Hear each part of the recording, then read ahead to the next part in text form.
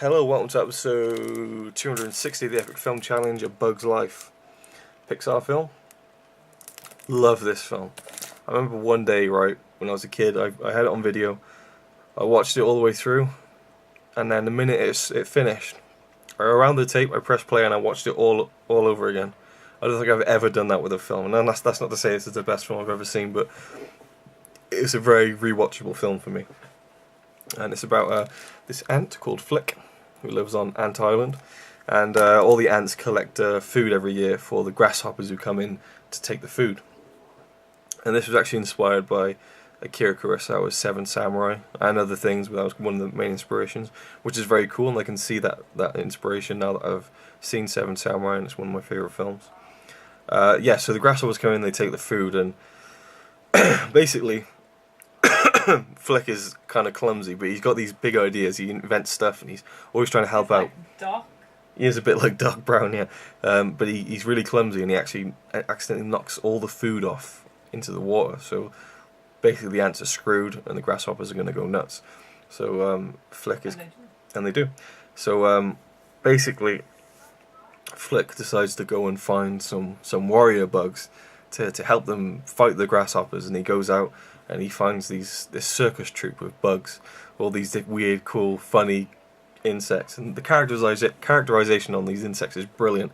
They all look different, you know. They've all got a good character, a great voice behind them. Love this film, and he brings them back unaware that they're a circus troupe, and he thinks that they're warrior bugs, and yeah, and he takes them back, and then it's all about are they going to help him to stop the grasshoppers, and the ants going to revolt, because the whole idea is the ants can fight the grasshoppers off because there's more of them than the grasshoppers, but the ants are so kind of like downtrodden and oppressed that they don't. Yeah, it's a brilliant film, really funny, really colourful, brilliantly made, absolutely love it.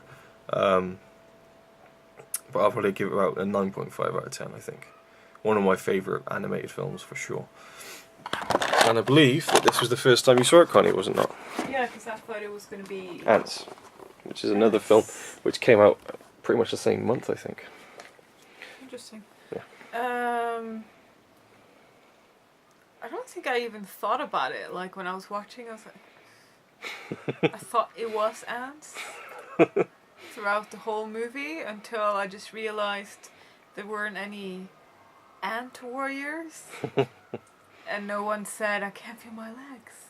Because that's something that happens in ants. That's the only thing I remember in ants that I found so funny. Lily!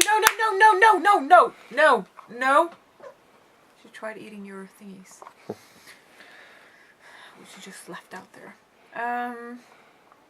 It was funny, it was interesting, it was it touching? Kind of. It was like... I don't think it's like too touching, like No. It was just films. like, yeah, you know, stand together and stuff, and a little bit of a love story as well. And,